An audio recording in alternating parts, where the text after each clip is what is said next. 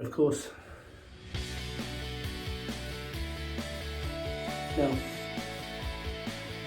now, fourth on them, and I'm a petrol head. I've been driving for 50 years. I just happen to be driving an electric car for the last 2 years. Hello. There are four groups of people who are going to suffer the most as electric cars become more popular. And I'll tell you what I think they are. Hello folks, I'm Nigel. Hope you can like and subscribe, and please keep those comments coming. They're all very much appreciated. And they're coming from all around the world. That's fantastic. Australia, America, Canada, Scandinavia, Portugal is quite wonderful. Ireland, that's fantastic. So please keep those comments coming. So, okay, number one, the group who have the biggest to lose obviously are the oil companies.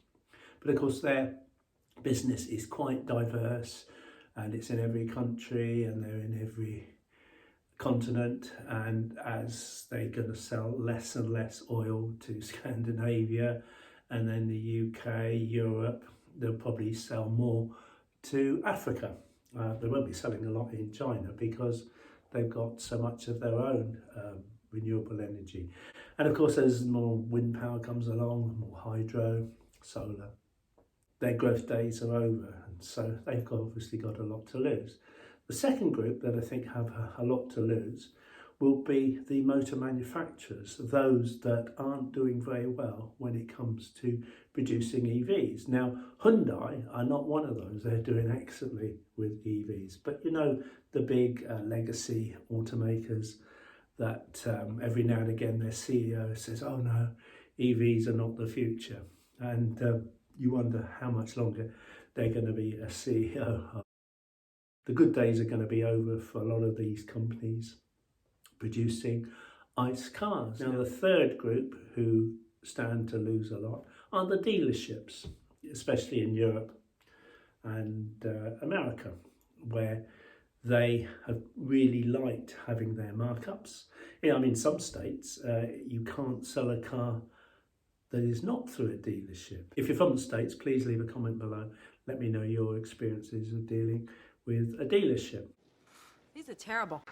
Cha-ching, you're thinking about all the business you're going to be doing as the car comes back for servicing and oil changes, and ultimately gearboxes and tyres and all those different things.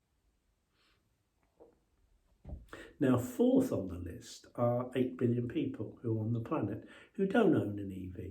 A lot of those are going to be thinking it's only for the rich, the successful. It's not for me, but of course the prices are coming down. There was a time when people would complain, the anti-EV brigade would complain that they're much too expensive, they're just for the elite. I mean, this elite guy lived in a prefab and a council house when he was very young, even though Dad was a policeman. You know, only car I've ever bought was a Tesla 2 years ago. So if I'm an elite, then good luck with that. So prices are coming down. And of course, now prices have come down. What about depreciation? Oh, it's terrible, isn't it? So anyway, sorry, I went off on one then.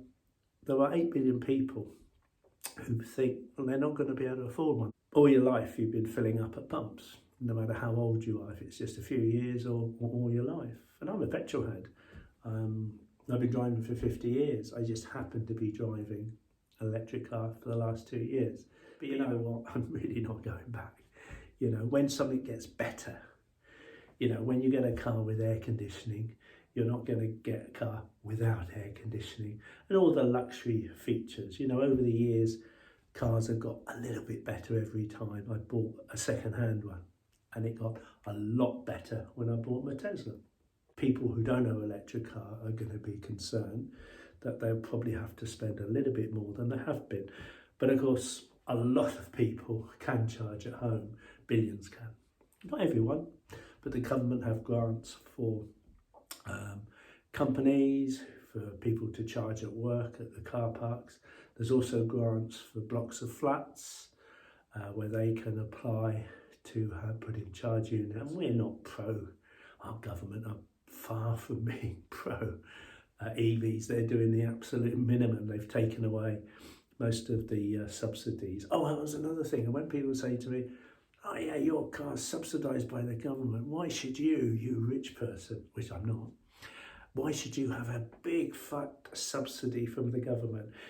I know there are subsidies in the States if the car is built there, but the UK, I paid £8,000 of VAT on my car and there was definitely no subsidy. Got an EV, makes sense to get solar, maybe even a small wind turbine. I know lots of farmers who have vehicles and they're running the farm off the wind turbine. It makes so much sense running the house with electricity, the cow sheds. I love all the comments recently. A gentleman who told me that his 300-mile Skoda costs him £6 charging in the early hours of the morning.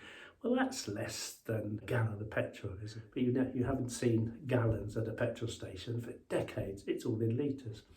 Nobody's talking about that. Perhaps we should do a video on that. I don't know.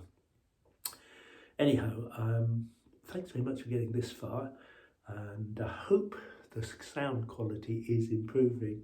I've had a few issues lately, and I hope this is getting better. But if not, please let me know.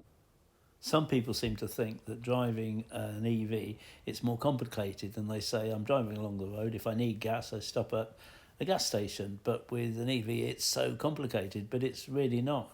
Take the Tesla touchscreen. It shows you where all the superchargers are on your route, how much it will cost, how busy it is, how many stalls are available. But anyway, thanks very much for getting this far. I hope you can like and subscribe, and I'll see you next time. Take care. Bye.